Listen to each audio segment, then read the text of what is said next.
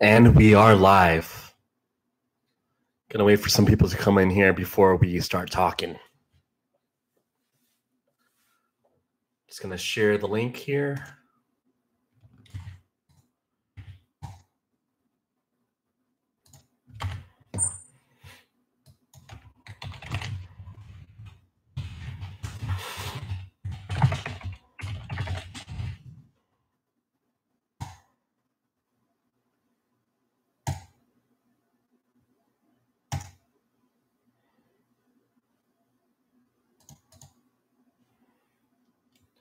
Hey, what's up, Milk Garden?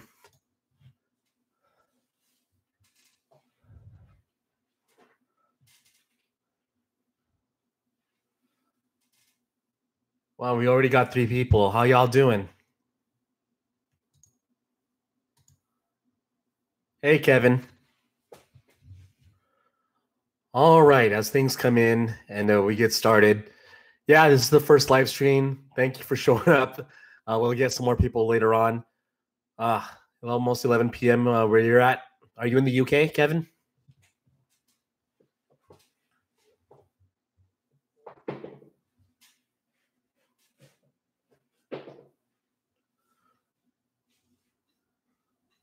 Ukraine, okay. Damn. So since you're part of the course and since you are almost about to sleep, let's get you as top priority. Since I know you've been actively working on your Amazon business, any questions you have regarding Amazon, anything that is a sticking point for you at this point with publishing, anything that's a little bit ambiguous or confusing?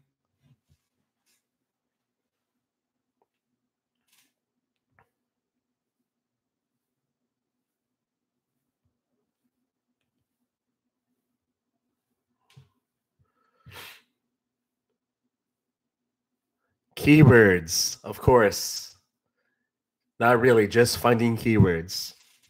Well, for those of you listening, yes, keywords are probably the most frustrating aspect of Amazon in terms of being able to research them.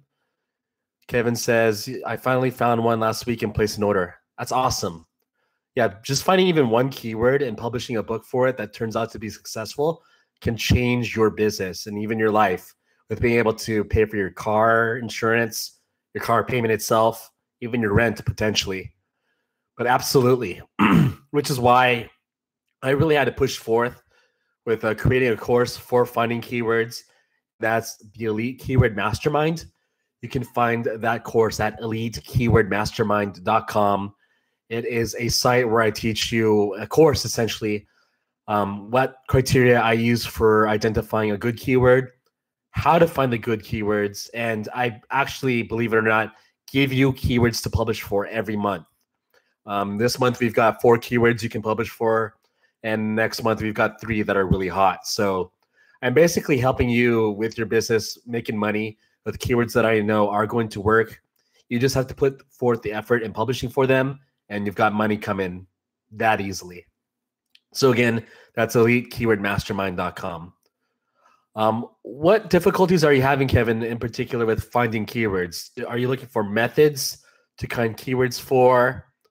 Is it just like being able to identify? You're not too clear on what a good keyword is?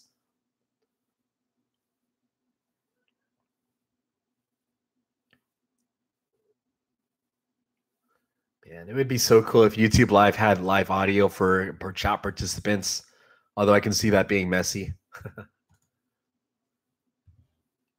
Ideas, Kevin says, everything I try gets low results. Yeah. One thing I've publicly said on video for ideas, I like just going on Google Trends. You can find that either by Googling Google Trends or going to trends.google.com. And from there, you can get a lot of ideas with just what's popular and hot, what's a fad or a trending niche, so to speak, in any particular sector of the world, I guess. Entertainment, business, science and technology. I get a lot of ideas from Google Trends. Hey, what's up, Feroz Sora? I know you've been active with my YouTube channel and replying a lot, so I appreciate your participation. Do you have any questions? As far as ideas too, like, yeah, I plug in just anything that comes to mind. And that's my little brother over there. He's just visiting for the weekend. Flexing on all y'all. But yeah, for keywords in general, I just think of something that's popular and I try to break it down with long tail approaches. So if it's something like the keto diet, you don't want to go too broad with that for obvious reasons. As it's too broad, it has a lot of competition. I try to do like keto diet for kids, keto diet for dogs. Like you want to be as specific as possible with something that is broad and has a lot of potential. You want to laser in your focus on a more specific demographic. Thanks, Feroz. Glad you love the videos. Try to do them daily for you guys. I know finding good keywords is a hard thing to do, so that's why I'm in the game. We already got 6 people. Like, it's my first time streaming, actually. 6 people with 6 minutes in. Like, we'll polish things up as time goes on. I always say just start in something, even if it sucks. Like this production right now, but things will get better. So it's like ground zero from here. For you, finding a keyword is like eating ice cream. Does that mean it's delicious? Oh, it's so easy for me. Well, I find it to be easy. Although I'm really not trying to upsell or plug this in constantly. I'm really trying to avoid that. But I show you the methods I use in my course. So it's all there. It's really literally the web methods I use. Like it's nothing proprietary or secret. So it's in the course. I've been out of town. Hey, Beto, I've been out of town, but when I get home, I'm going to get your program. Appreciate that, man. But if you're allergic to ice cream or lactose intolerance, yeah, if you're allergic to good keywords and making money, then the course is not for you. Definitely. So I like ice cream. You like ice cream. I like good keywords. You like good keywords for making money. There's a lot out there. It's just how to find them. That's the trick. Wow, things are popping already. Mecca would be proud right now. And Mecca, if you watch this, that's the combat powder in the background from Muscle Farm. That's what I buy from Costco, cookies and cream. It's the most cost-efficient protein powder around. Yeah, I'm just surprised. He's probably busy. He's expecting a kid. But believe it or not, Emeka gets coaching from me on like working out and what supplements to take and stuff. So I don't have creatine here. I just have, whey powder, and that's pretty much it. Yeah, so no, there's nothing there.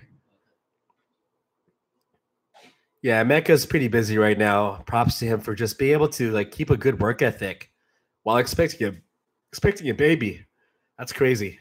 I mean, some people can't do that, but it's dedication like anything else. Yeah, the biggest thing with Amazon is that it is a side hustle, but you really kind of have to almost treat it like a full-time gig. Like you just have to be really disciplined, not waste time playing video games, and just treat it seriously with the time that you have aside from your job obligations. Maybe you've got a family, maybe you're tied down to other social circles. You really just have to allocate time and resources to it. Sora asked, do I publish books every month? Absolutely. There was a lull in time when I was not publishing books. During crypto being really hot from like December to February, I wasn't publishing books and I got kind of cocky with how well I was doing with crypto until things crashed. And during that time too, December and January are arguably the best months for retail. And with that, the best months for selling books online. With December, I think I made $3,000 just off the Yo-Yo book, believe it or not. And then $2,000 alone from the Yo-Yo book. And at this point, I have around 20 books out. So yeah, all you need is one successful book to really change things around. Like I'm not BSing. You can make $1,000 to $2,000 a month off of one book. It's totally possible. I've done it. I have the dashboard screenshots. I publish them on my channel, and you can do it too. And believe it or not, the keywords that have that potential are in my course. I'm not joking around. It's not bamboozling you with hype. Like I've got keywords out right now in the course that you can use. And you can find that at elitekeywordmastermind.com. I'll just write a quick link here in case anyone's interested.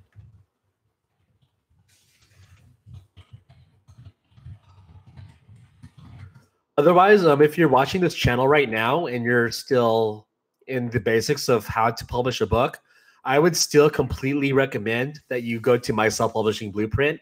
It's right now still the best course on learning how to make your first $1,000 online. So you want to definitely check into that if you're newer. You wouldn't want to start out with my course. Definitely start out with the blueprint first. Guys, ask questions. Come on, let's go. Questions. That's why we're here. Ask me anything with exception to what books I have out right now. I'm not going to spill the beans on that completely. Other than the Fortnite book. I did publish a book on Fortnite. Yeah, you bought Luca's course. Luca's course was good for its time. I totally believe it was a great course back in 2015 and 2016. One could argue that Kindle publishing hasn't changed since then, but in my opinion, it has. With review swaps being hard to execute, the level of competition has definitely made it slightly more barrier to entry with what you can publish and be successful with. And yeah, things have changed. So it hasn't really stayed updated. I'm not hating, it's just the truth. And anyone in the Lucas course can tell you that. The blueprint is updated for 2018, and that's what I've been using since starting out, since day one. But yeah, with Fortnite, yeah, I know it's based on a game, and there is possible chance for litigation or all that. There's always a risk. I'm not going to hide that. But in truth, Epic Games has bigger fish to fry. I don't think they're going to be chasing down individuals for these books making $100, $300. Like, I could just give the money back if it's too much trouble for them, for me to have one book on. So I'm not too worried about that. But I've always tried to keep your account safe. The last thing you want to do is directly avoid. The last thing you want to do is get in trouble with Amazon's terms and conditions. So you don't want to publish pornography, like visual pornography. Definitely no child pornography, written or visual. That's just straight up illegal. Nothing on Amazon itself with its technology, the site, or even its hardware platforms, or even software platforms. So do not publish books on the Alexa. Don't publish books on Kindle Publishing itself. Like, try to avoid that. Mel Carden asks, wasn't there a book on nude pics? Yes, but that's not in compliance with the terms and conditions. Maybe it hasn't been caught yet for violating the terms, but once it does, that publisher's at the very minimum going to lose their book, if not their account. Sora asks, how many Amazon accounts can one person have? If you're an individual, it's going to be one account. Excuse me. Individuals get one account. If you have an LLC, a limited liability corporation, you can have up to 2 accounts, one for your individual self and then one for your LLC. I do have an LLC for publishing, but I still choose to just use one account for now. I'm not doing anything ban-worthy or going to risk my account. Excuse me. Oh, water. Did not be talking nonstop already. But yeah, if you have an LLC, you can create an account for your company and then keep your individual account. So you can have up to 2 accounts. That's a good idea to hedge the risk of getting terminated. So you can publish books for 2 different accounts, and if one gets banned, you can still keep the other account and still go on with your business. So it's definitely possible. Not that I know a lot about the Mickelson twins, but Rasmus and Christian, they have 2 accounts as individuals. So I'm not going to speculate too much, but it would be fair to assume that the one who got banned, I think it was Rasmus, is probably still publishing books on Christian's behalf. I can't verify that. I never asked them if they did, but it could still work. So just out of general principle, having 2 accounts is not a bad idea. It was Christian who got banned. Okay. Rasmus is the one that has his still up. It's Christian who got banned. But Christian still has his ACX. So Although he got shut down for his CreateSpace and KDP, he has his ACX, and I believe he still makes a few thousand a month off of ACX. Like the twins are probably right now the best authority as it comes to audiobooks and making money off of them. As far as YouTube people, YouTube personalities who talk about Kindle publishing, they would be the guys to talk to about that. I make a. I'm not gonna lie. I'm not gonna say I make a decent amount, but I've sold over 1,400 books, audiobooks, and I know for a fact self-help does really well. For me, crypto was doing really well. The Ethereum book that I have is about 1/3 of my sales overall. I think I sold over 500 copies of my Ethereum book, but you could still see that as self-help somewhat because it's related to making money online. Making money online is somewhat still self-help with finances, so whatever. Kevin says his ACX is crushing his Amazon sales. That's good, man. It's good to have a flow going. It gives you confidence that you can do well with the business. That being said, in my opinion, this is just my opinion, CreateSpace should be your biggest flow of income from Amazon self-publishing. You make the highest commissions from paperback books. Paperback books get sold the most as a media, more so than ebooks and audiobooks.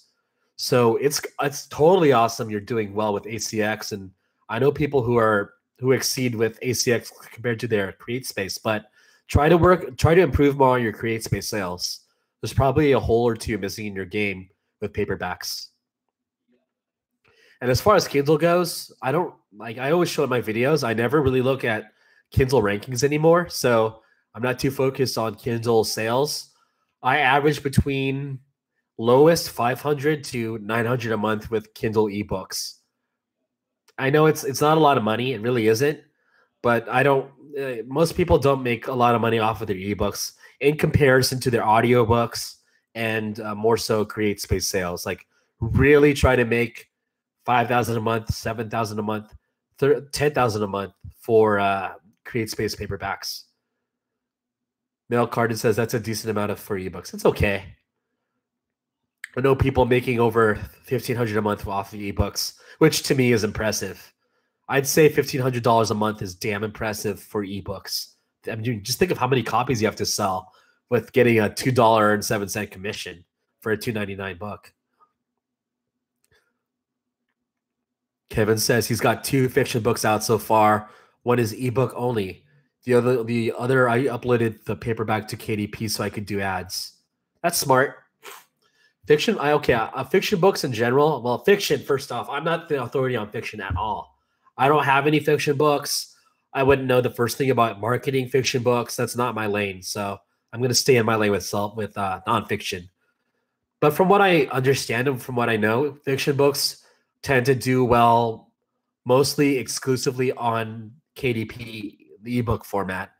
People don't buy erotica paperbacks because that would just be fucking weird to have that on like your subway train or on your commute in public, reading some dinosaur porn shit. Like you want to keep that shit on your computer, on your Kindle tablet, where it's a little bit more discreet. Sora says some keywords are trademarked, and for a new person, it will be bad to publish for trademarked books. Yeah, I agree. Like I'm not going to front. With Fortnite, people are getting away with that because I know it sounds lame, but there's so many people doing it, so it's easy to jump on the bandwagon. And yeah, I guess we could all get screwed over, but no one's being penalized for it, so it's slipping away. But I do completely agree it's a bad idea to publish books for trademarked trademark companies, properties, keywords, etc. So try to stay out of that if you can. I write the fiction. I'm going to have all nonfiction written for me. Yeah. And the ebook only is erotica, of course. Yeah, no one's going to buy an erotica paperback. It doesn't happen. I've written books myself, believe it or not. I've mentioned this briefly on my channel a few times. I have a day job too, but as a hobby, I compete in powerlifting. I've been doing it for 9 years. I'm considered an elite. Not trying to brag, but it's just a classification I have now. So I publish books on my training methodology and all that, and it does well. But for scaling up fast and making money, it's definitely best to work with ghostwriters. Nolan, the Nolanator, my man, my main man, my good friend in real life, the Nolanator. I got a good book idea, Nolan says. Hey Nolan, just to tell you, I got permabanned from League of Legends last Sunday. I made it to Gold 4. I was like winning, winning, winning. I could have probably made it to Plat. I got permabanned for being toxic, so I started playing Fortnite. I actually started playing Fortnite after I published the book for it, so I found out about the keyword just because it's popular. I took the initiative to publish for it, and I started playing the game after I published the book. And now I'm reading my own book for the tips because I'm horrible at Fortnite. Like I wouldn't get addicted to that game. I just suck. Nolan, what's the good book idea? Tell me. Tell us. This is life, bro.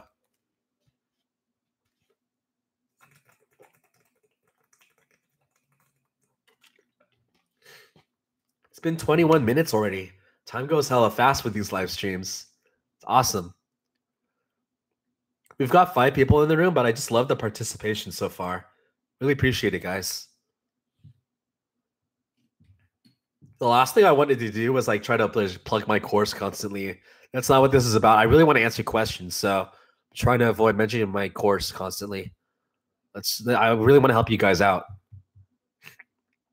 Well, since we've got some little time, just a heads up for any Blueprint students who are watching this. If you buy my course now through Monday, I'll give you a free one-on-one coaching session. This is a token of appreciation. I really want to help each of you individually get your business started if it hasn't already with Amazon self-publishing. If you're making $250 a month, $500 a month, $1,000 a month, there's definitely a lot of room for potential with making $2,000, $3,000, $4,000 a month. And yeah, even if you're new, you can do it within your first 3 months. It's definitely possible. It can be done with 1 or 2 books. Like this month, I published 2 books since I was actually focused more on my course for this month with developing it. But I did a book on Python programming, a book on Fortnite, and that was it. And those books combined, just those 2 books, are making me about an average of 70 to 100 a day. Just those 2 books. So we're asked, do I publish books only on Amazon? Yes. I don't use Ingram Spark. I don't use those other programs. All of my books are in the KDP Select program. I do run the free promos and stuff. I do use the Kindle countdowns. I still use the promos for review swaps. I'm not going to lie here and say that I use an email list. If I did, I think that using an email list, well, to diverge the topic a little bit, is a more long-term sustainable idea that will get you in no trouble at all for getting reviews. But I'm not going to lie. Review swaps are the quick and dirty way to get your book ranked, right? And to get actual reviews on your book. So I use review swaps too, but I don't use a lot.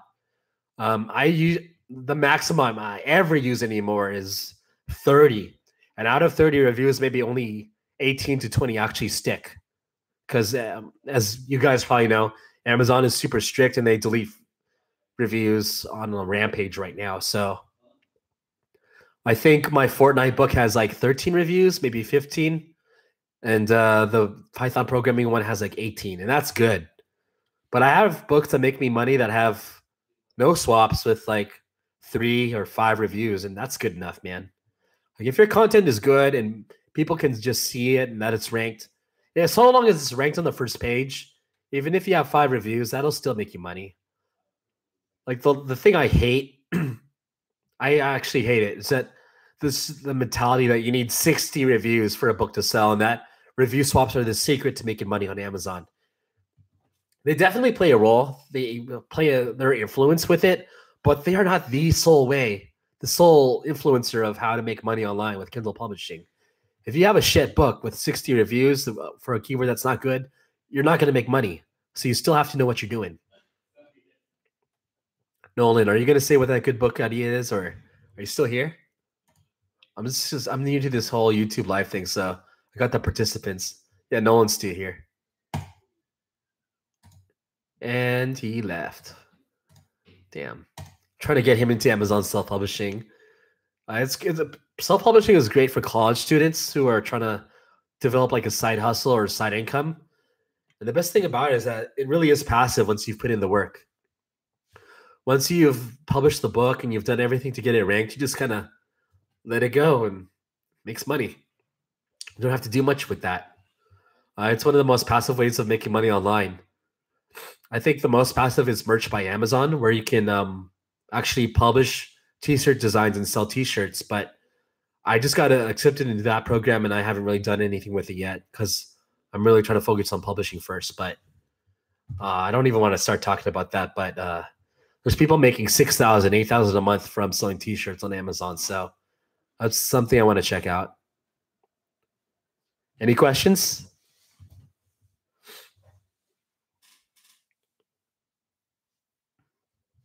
We had people. I knew there were a few people from the mastermind that were going to be here. Waiting for a few of them, but we could always do another Q&A if there's more notice for it, I suppose. I could even do one tomorrow. Oh, I got an email from Mecca. I think it's from his email list. What is this? Oh, that I can't talk about. Okay. Kevin says he got accepted by Merch by Amazon after a year of waiting. He sold 2 shirts in 4 months. Yeah. There's a Reddit section for Merch by Amazon, and I see 2 demographics. One demographic is making like $6,000 a month silently, and everything's great. And the other demographic is like they've published 500 designs, and none of them are really making any money. So I wouldn't say it's hit or miss, but looking at it from the outer layer, I think you just got to know what you're doing.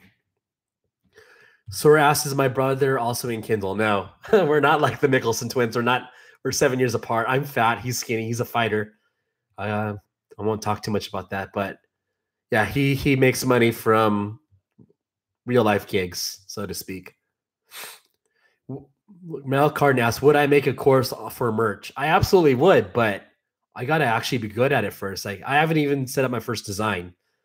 So I'd just be front and if I did that right now. There's actually people on YouTube right now. I'm trying not to be a hater.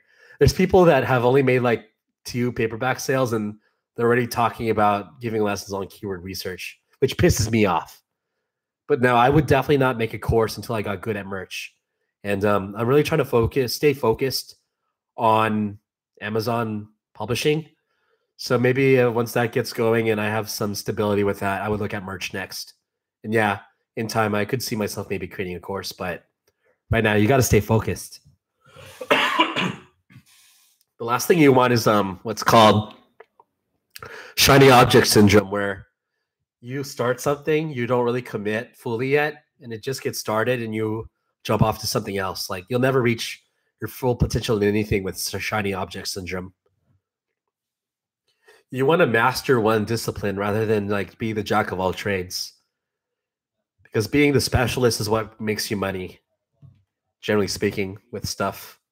Like you want to be an expert rather than just like the beginner in 10 different things. I think someone on in the blueprint was asking me what size a 5x8 book looks like, and if it's too small. I don't know if it was Kevin or maybe someone named Daniel in the course, but I have one of my books right here. This is a 5x8, just so you can see for size comparison. I wrote this one myself. This is the cover. 5x8 is not small at all. I think I have a 6x9 to compare. Let me check. This is also 5x8. This is a real 5x8 book published by a big-time author. This is also 5x8. 5x8 is perfectly acceptable as a trim design. Can anyone guess how much this cover cost me to have produced? Can anyone guess? It's a good design, I think. I love it. Can anyone guess how much this design cost me? Kevin says $5. Yes. It's a $5 design. Sora says $20. No, it's $5. The thing I did with this book, I gave an idea of how I wanted the cover to look. I had like a background schematic, like how you would call it. Just a general proposal of how it should look. And once you give like a design idea to your designer, that gives just so much more specificity with what you want. So VAs, designers, no one is a mind reader, okay, when it comes to creating your table of contents, your book descriptions, or even your book content. You want to be able to provide direction. Yeah, so that's what I'm trying to say. Provide creative direction with anything you're producing. Don't solely rely on your VA. So I said I wanted like a blueprinty looking background with a squat image, and that's what I got here. So I'm happy with how this looks. And my designer was able to do the best job possible with creative direction. That's how I got a $5 cover like this. So yeah, I know people who use VAs and think that they can just get their table of contents made by a VA and have a book published without any direction. And then they wonder like, why is this book not what I want it to be about? Well, you never told your VA what you wanted your book to be about. So yeah, put in some more effort and you'll see a lot of results with just providing creative direction with what you're publishing. I'm just looking at what I have here. Just another random plug out for the self-publishing blueprint. Yes, I have the actual book here too from Emeka. So check out his funnel. Oh, I shouldn't say that. Check out his entry-level publishing book. I think it's free. Just I got to pay for the shipping. It's like $7 or $8 for the shipping. I don't know, maybe $5. Yeah. Everything that's pretty much covered in the course as far as the basics, it's all here. So you want to go to myselfpublishingblueprint.com and check that out.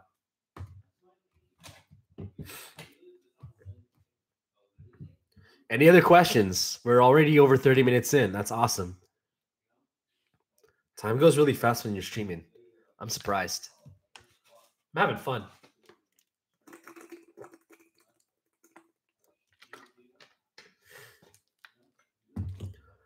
Let's see who's here still. Still got some people. Cool. How long is the stream? Initially, I was going to say I can do up to 2 hours right now. Until everyone's asked their questions, we'll keep going. So just ask me as many questions as you want. I'm here until whenever. So hit me up. I know you have questions. Just going to check some sales for today. I haven't really had some time to look. Things haven't been so quick to make money today, books-wise. So I'm just checking my paperbacks here. I don't even want to talk about that. I've only sold 2 books so far, and it's 1 o'clock, California.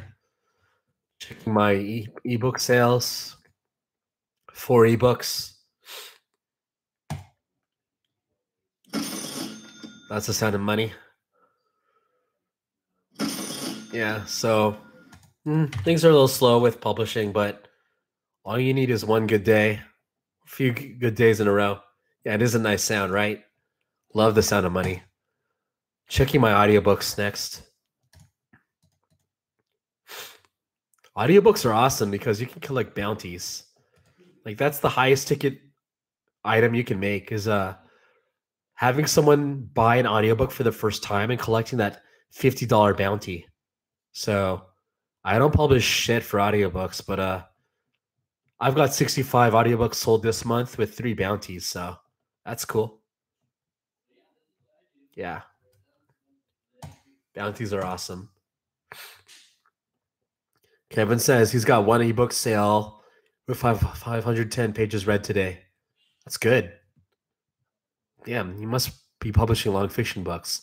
You're the fiction writer. I know that. So, yeah, you know, for fiction, from what I understand, it needs to be long works. ACX did an update today. Yeah, ACX updates only once a day, so I don't check it until the morning after.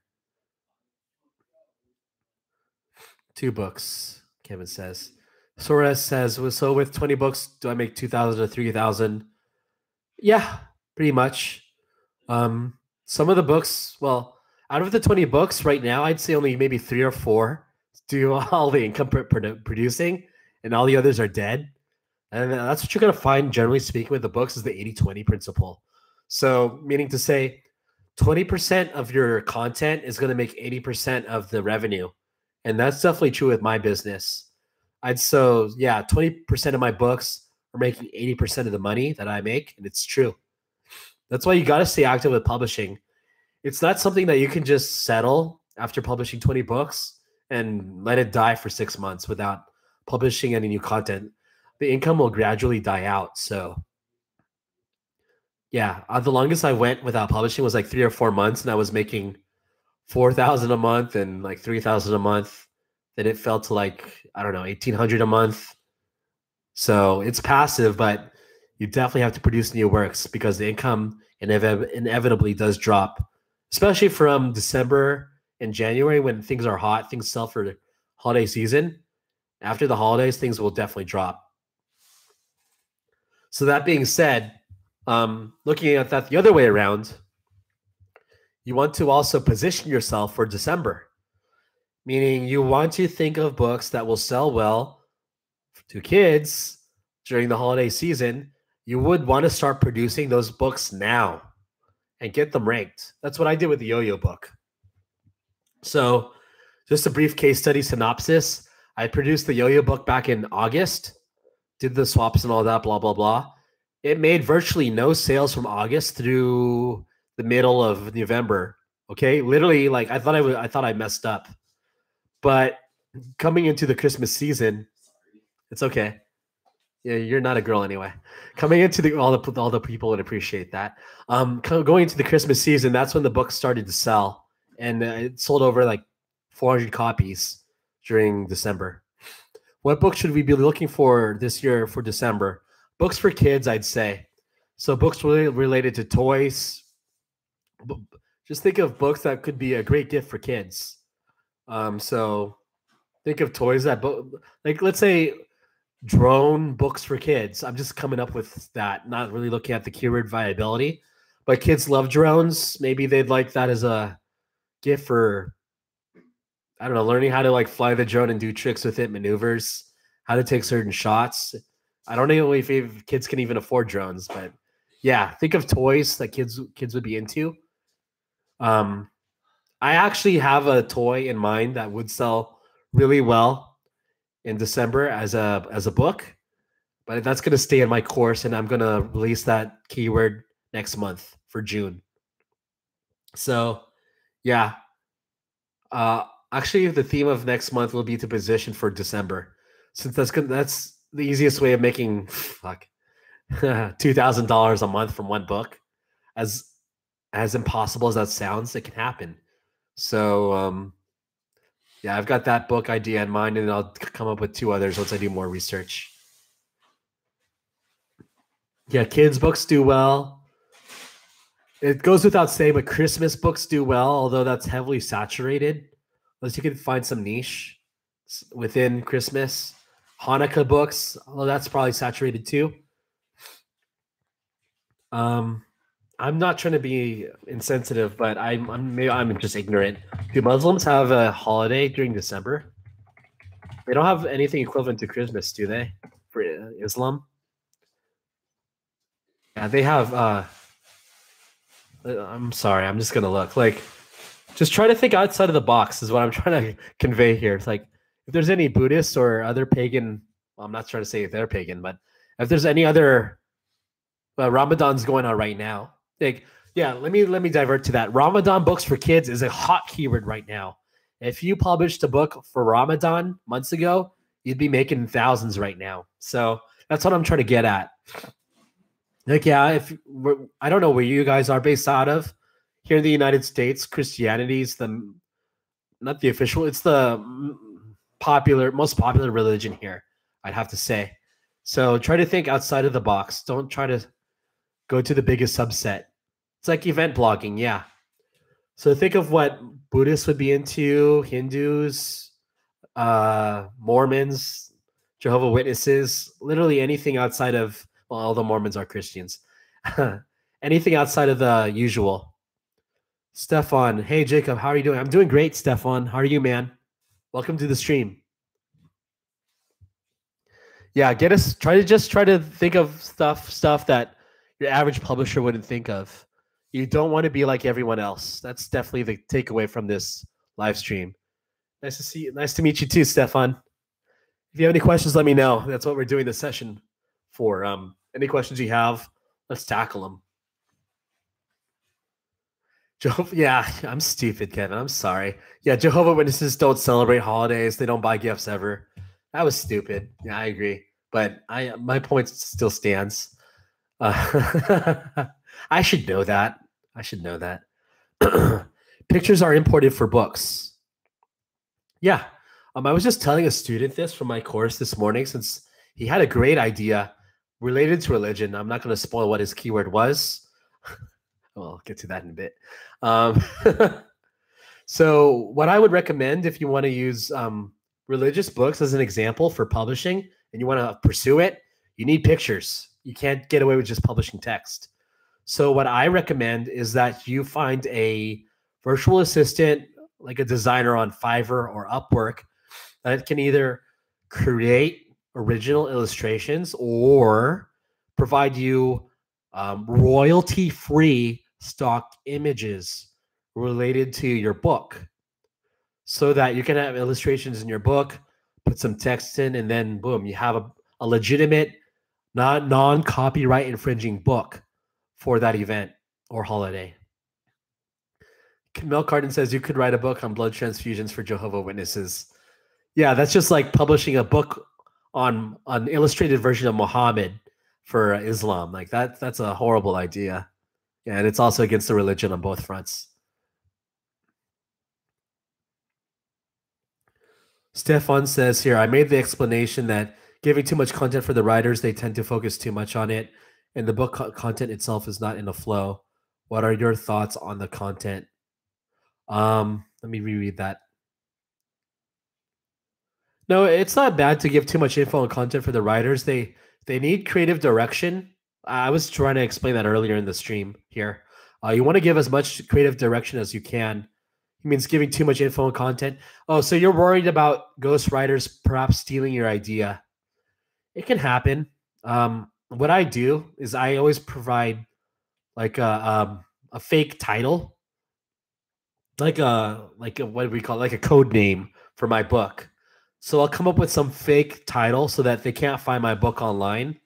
And then I'll just publish. Like, yeah, you have to. If you're working with a ghostwriter, I see what you mean there. That they can just run off with your idea. But writers usually just stay as writers. They're not entrepreneurs, so to speak. They don't really publish books. They just like to write. Kevin says there were two Jehovah's Witnesses missionaries here a few weeks ago. As soon as they told me, I grabbed my daughter's hand and said, "Run." Yeah. Well, they won't run after you. I don't think they're passive. They believe in nonviolence. They're pacifists. Stefan, second book. Did you make pictures in your yo-yo tricks book? No, I did not. And that was definitely a call out from the 1-star reviews I got. And with the fidget spinner book too. I was shortcutting it back then. Like if I were to do things the right way, optimally, I would have provided pictures. But I wanted to be more on the cheap side. So I just did tricks that were done in text form only without illustrations. So I did get some 5-star reviews for the book, but I also got 1-star reviews because it didn't have pictures and illustrations for the kids. So illustrations are definitely important. How did I dominate the yo-yo book niche? When I researched that book in August, it was not trending yet, obviously in the summer, but I noticed that the 2 existing books had really good rankings. And there were only 2 books for the topic. So I just decided, since there were books with like 50 tricks or 30 tricks, to publish a book with 75 tricks at a lower price point. And then I ended up taking over once the holiday season came closer and people wanted to buy a book for kids on yo-yos. They chose mine. And my book ended up taking over. And Mel Cardin says here there were more books published after I revealed my keyword, but mine has still stayed on top. Yes. The biggest influencer for ranking on Amazon is sales.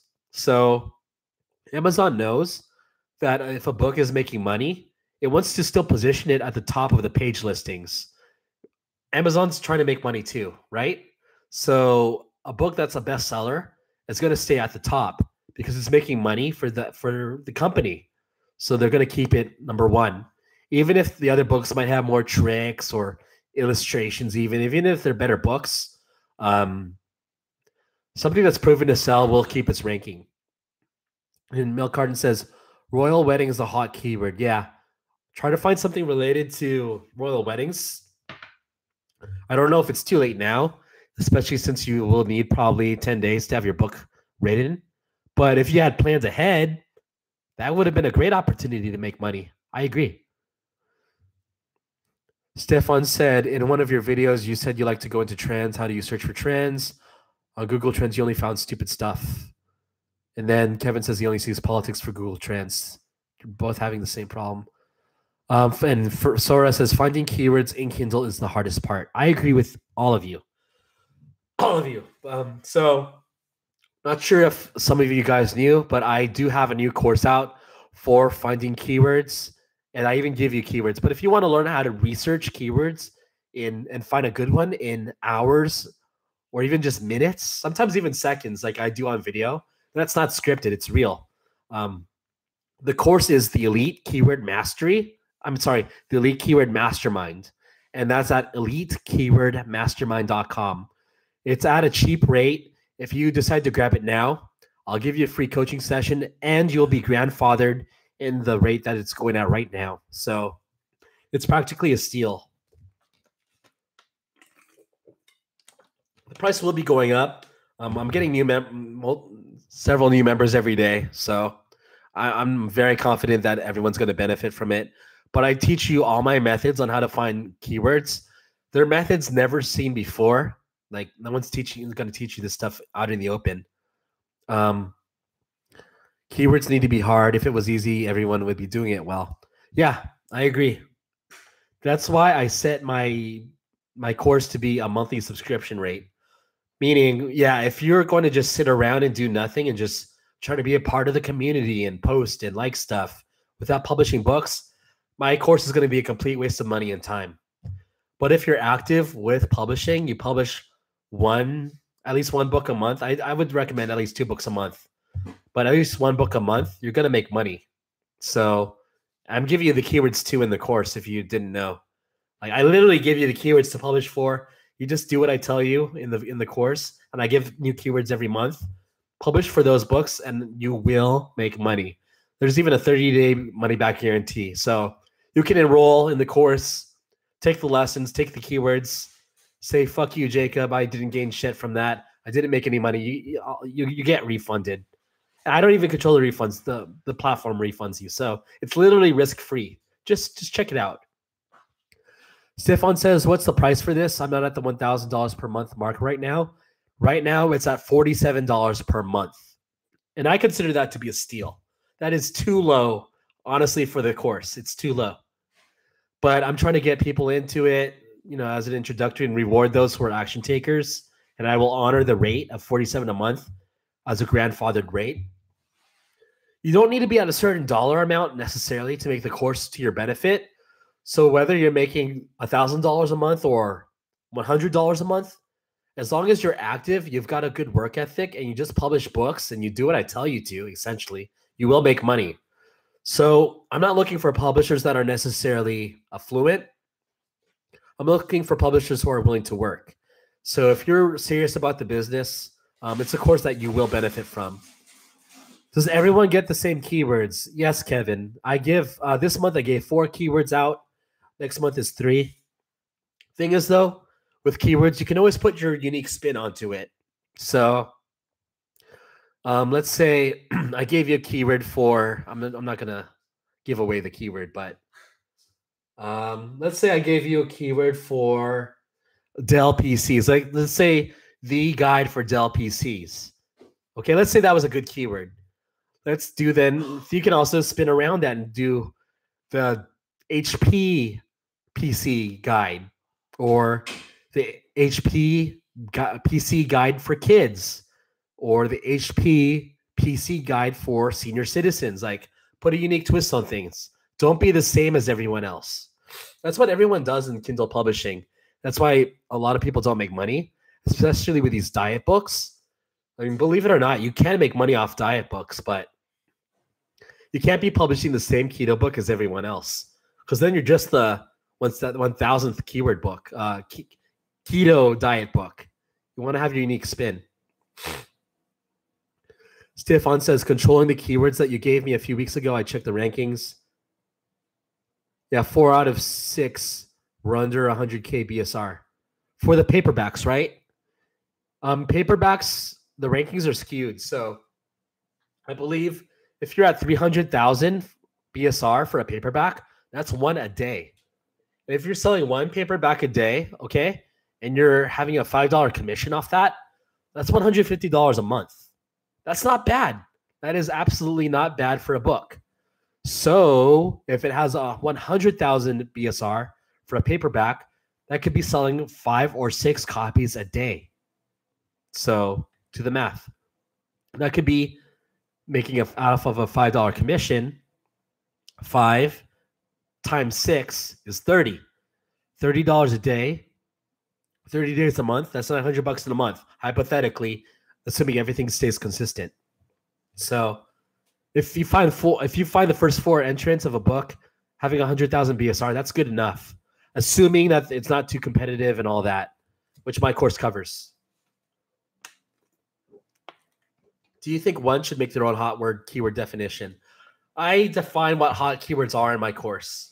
Mine, well, I'm not going to bash Emeka here. I'm absolutely not. I still follow Emeka's criteria, but I take it to the next level, so to speak. Mine is a little bit more, I wouldn't say refined, but I've come up with my own spin on the criteria, and mine's a little bit more intense. So it's in the course. I look for books that are more successful than 100,000 BSR. That's how I've made my money. Yeah, I agree. $100 per month would be great, especially if you can stay consistent with it. Just think of that. If you publish 10 books that make 100 a month, and after a while they still make 100 a month, times 10, that's 1,000 a month. That's your, depending on where you live, that's almost your rent, almost your mortgage, hopefully, unless like you're here in the Bay Area where I am. So, yeah. Yeah, this is going awesome. I really appreciate it, guys. This has been a success so far. With nearly an hour into it, we've got several people in here. This is awesome. Any other questions?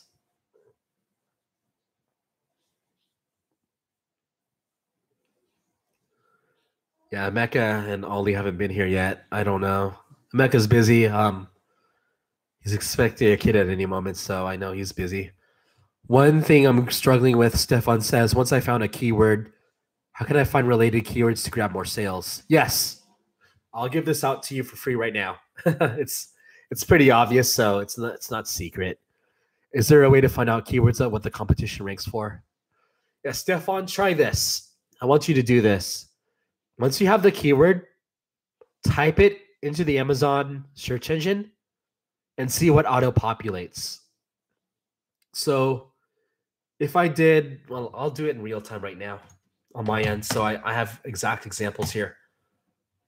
Let's say I did vegan recipes.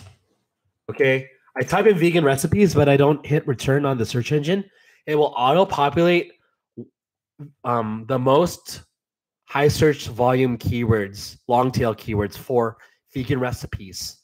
So when I search vegan recipes in the search engine, it auto-populates for me vegan recipes for beginners, vegan recipes book, vegan recipes for kids, vegan recipes in 30 minutes, vegan recipes and preparation, vegan recipes for Instant Pot, the device, not marijuana, vegan recipes for men, vegan recipes from the Middle East, vegan recipes for weight loss. That is exactly how you find more related keywords to spin off. Not if you can't address that with one book, you build a brand. And I teach this in my course about health, since we're on the topic. You can build a brand for, let's say you're really into vegan recipes, you can have 10 different books for each subset, each demographic that you find to be popular. Kevin says he can make 600 a month off. You can live off 600 a month in the Ukraine. I love that. I've counted my living expenses. I think I need like, no joke, I hate to say it, but like 2,500 a month just to live here in the Bay Area. Like, it's pricey. That's why I had to start Amazon publishing. Okay, I see, Stefan says. But I don't have to repeat vegan recipes every time in the keyword fields, right? In my opinion, you do. So vegan recipes is the main keyword that you're building your books off of. So then you have to just long tail it from there. You have to establish long tail keywords to go with that. So vegan recipes, then you just build a brand for kids, senior citizens, dogs, cats, birds, scorpions, ants, spiders, dwarves, robots, whatever. Build a brand. Then you have to pay $300 a month for Russian warlords too in the Ukraine. I don't know about that. Kevin can expand on that.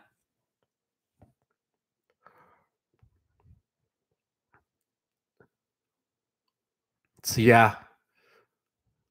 No, doesn't have to pay $300 a month for Russian warlords. But if he afford it, would he? I don't know. If he could afford it, would he buy Russian warlords? Take over? It's possible with Amazon publishing. Russia is hated here. Am I still weightlifting? Yeah, I'm not as active right now. My last meet was in March.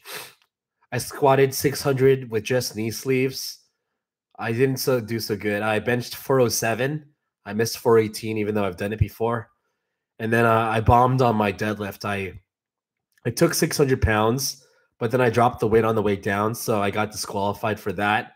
And then I jumped up in attempts. I went to 644 on the deadlift, and I failed it twice. I couldn't lock it out fully. So, yeah, I didn't total. But, yeah, I still lift, and I just came back from lifting, actually, with my little brother, who's here to visit. He doesn't live with me, just to clarify that. You must eat a lot of stuff. Yeah, I eat a lot of stuff. I compete at 242. I'm a little chubby, but you know, it takes weight to move weight. Kevin says he was tutoring a young girl in English. He suspected his father was in the mob. So you were extra nice to them. Yeah, got to be nice to powerful, rich people. We're almost at the 1 hour mark. This is crazy.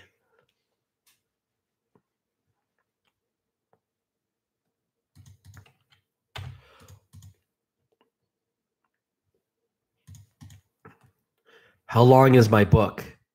Sora asks. Sora, do you mean the book that I published here? The one that I wrote myself? Not long. It's like I don't know, 90 pages or so. Proof. That's 90 pages. Then I have another one here that I wrote. This one's like 110 pages. Nothing long, nothing crazy. Stefan asked, how did I start with KDP? So I actually got into KDP by accident, believe it or not. I was not trying to make money. I started a powerlifting blog, and I read a technique on how to generate traffic to my site. What I did was I published literally a 7-page ebook, and I had a link to my website as the first page, and I had no intention of making sales. So the idea was publish an ebook for the topic, and then you would use Amazon's traffic to just drive people to your site link without buying the book. They just do the free preview and click on your hyperlink to get to your site. I was using that to generate traffic. Then I found out within a month or two that people were actually buying my book, even though it was a 7-page ebook, right?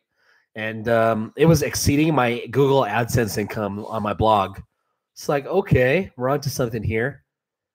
So then I decided to take all of my articles and I compiled them all into one ebook. And that made me like $200 in 1 month.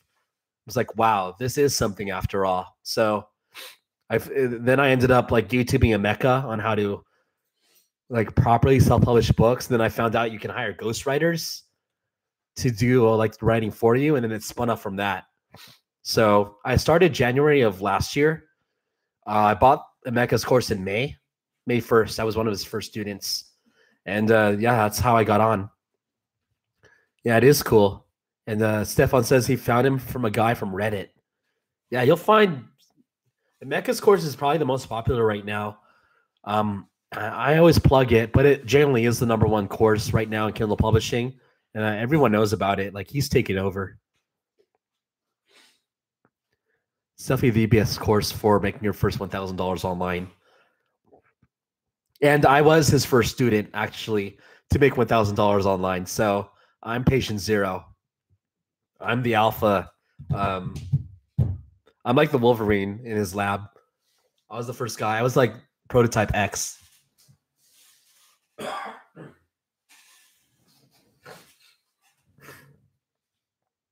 That is an imaginable title, making 1K. You can do it too.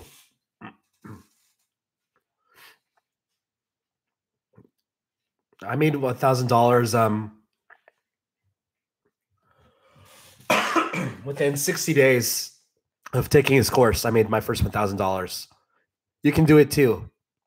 So just publish books and follow follow the guide. It's pretty much all laid out there for you. The Blueprint Facebook group is so helpful. It really is, Sora.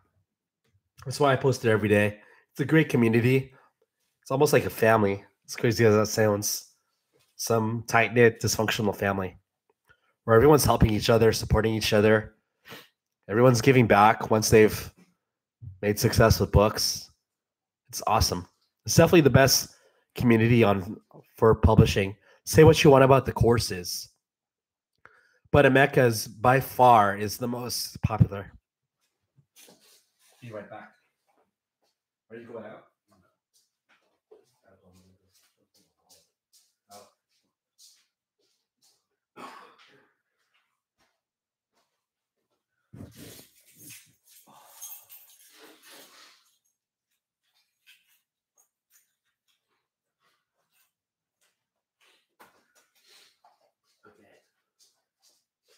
Mom's gonna be here at 2:15. Yeah. Okay. Now my sock's not broken. I was just like taking it half off. Good eye though. It's not broken. So it's quite expensive to publish more than one book. It's like 300 pounds, 300 euros for each book. That's pricey. I'm gonna give you a link to a better site.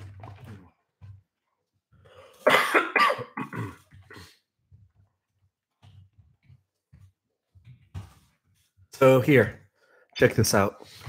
eWriterSolutions.com that I've been using recently to publish my book, to write my books. Let's see, I'm trying to do the conversions in my head. I pay between 180 to 200 US dollars now for my books. They're a lot cheaper than what we've been using before. And eWriter Solutions, their books are awesome. They are produced better than what I've been using prior. I just gave it here, eWriterSolutions.com. Be right back. Check it out.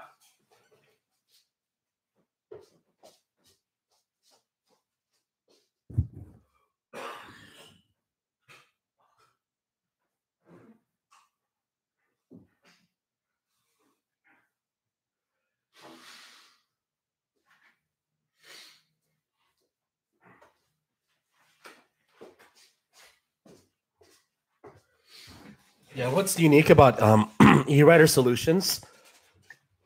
They are really cheap for doing a lot of words, and the quality is still good. It's unbelievable compared to what I've been using before. I would have saved so much money if I had been using eWriter Solutions all along. They don't make the covers, unfortunately. For my books, they actually can produce for you the book description. And you can also pay an upcharge for them to provide pictures within the book. And I think the Mickelson twins also mentioned this in one of their videos. I haven't done this yet, so I can't talk on e-writer's behalf on how the pictures look, but they do have an option where you can pay for pictures to have in the book, and they put them in somehow. I don't know how that looks, though, but I would definitely check it out. eWritersolutions.com.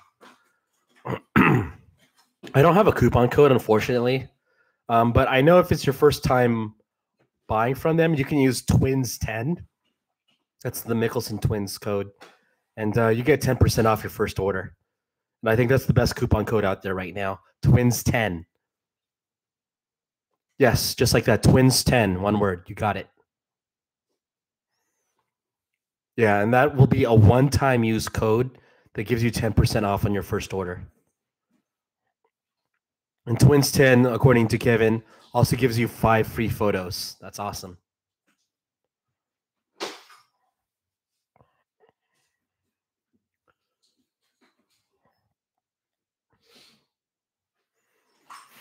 Yeah, it is nice. I mean, there are other good writing companies out there, and I'll probably hear it from others about who I'm promoting, even though I get nothing from promoting them. eWriter Solutions is who I'm using right now, and they're great. Yeah, I literally have nothing to gain by saying this. I don't get any money. I'm not paid by eWriter Solutions, but they're the best. Yeah, I have a project where I want to make a cooking book from YouTube videos. Try it. I mean, hopefully it's not too broad of a cooking book idea, but if you can get it down to a niche of a niche for cooking. Stefan asked for the book. Can he hire a writer to transcribe them into a book? I don't know if writers will do transcription work. That's a different service altogether. I know for a fact, though, is that you can go on Fiverr.com to hire an actual transcriber who will watch a YouTube video and transcribe the words for you. Not sure if a writing company would do transcription work, but Fiverr has transcription writers everywhere, and they're very reasonable with the rates.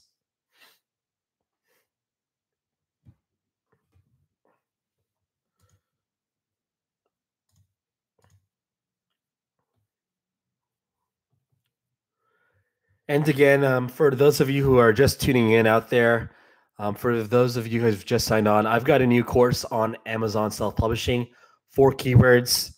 Everyone's saying it. It's true. Key research is the hardest aspect of the business. Finding good keywords is tough. It can take you days or even weeks to find good keywords. Fear no more, because the Elite Keyword Mastermind is here for you. It's my course on how to find good keywords, and I even give you the keywords to publish for every month so that you can make money from Amazon publishing too. And I'm going to give you the link below for those of you who are interested. EliteKeywordMastermind.com. Do you think I can hire a... No, let's answer that. Stefan says, I can transcribe them via a program automatically. Yeah, but I don't have the time to read all the text and extract just the important info.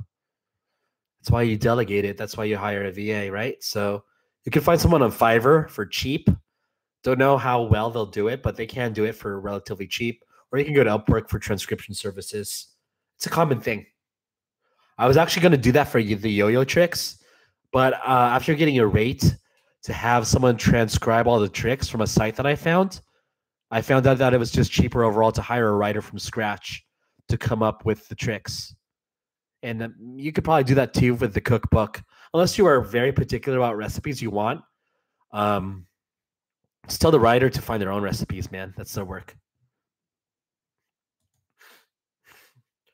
Stefan says, when you create a term table of contents, do you want to include the same topics as your competitors, or do you want to be a lot more different than them? I would say, first off, your title is what needs to be different from your competitors.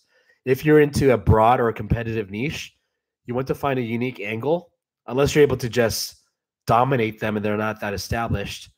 You definitely want content that's unique to your audience. So let's go to cookbooks, since that's what you are interested in, and that's what'll make the most sense with this context. So let's say you have a cookbook for Muslims, okay?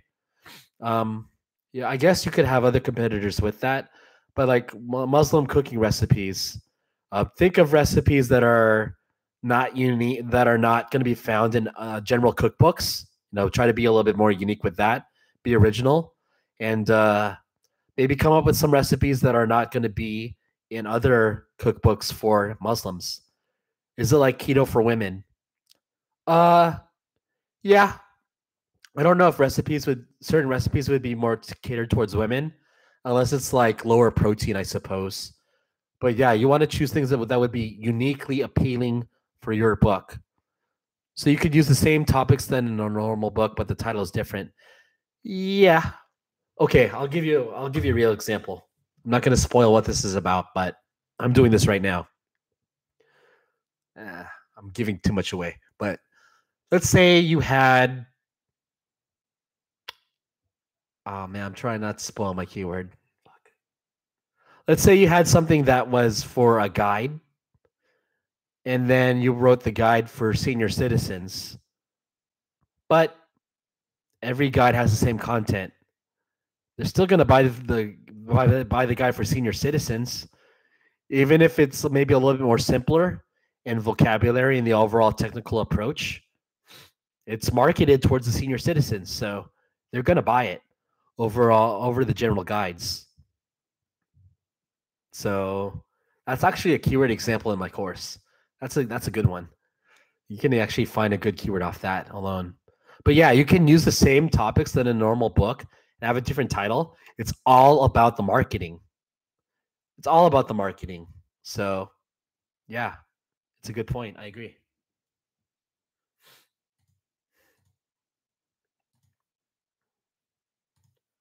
Who we got? Sorry,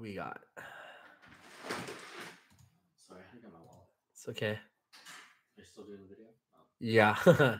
It's already 1 hour and 12 minutes in. I can't believe it. Already? Yeah, it's almost 2:15. No, it's been a long time already. When you write for your specific audience, how do you know how much they are in advance? That's a good question.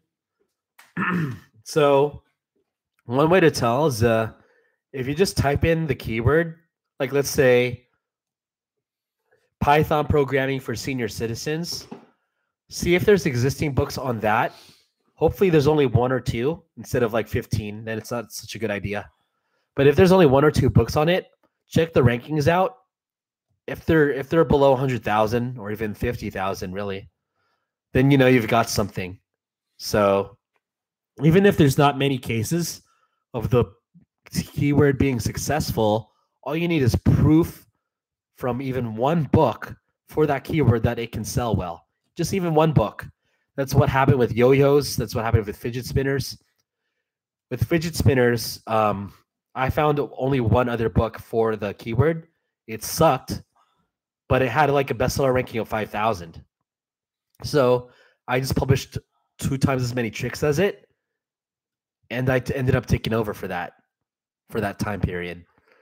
So Stefan says, okay, you don't want to be the first one. Well, you can be the first one. You're taking a risk, but by taking that risk, if you're correct in that it has potential sales, you're going to make money. So you can try being the first one. Starting out, I don't advise you to like be that risky. Try to find proven keywords that have shown to make money from the books existing, but you can certainly be the first one.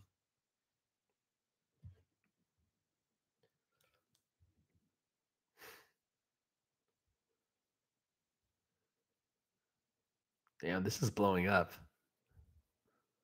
I've had questions from the start to up until now. It's crazy. Really? The whole time? Yeah. How many people are 6 right now? Yeah, it's my first stream ever. It's doing really well. Yeah. Yeah, it's really hard actually. Oh, guys, got to end it early. Thanks for streaming.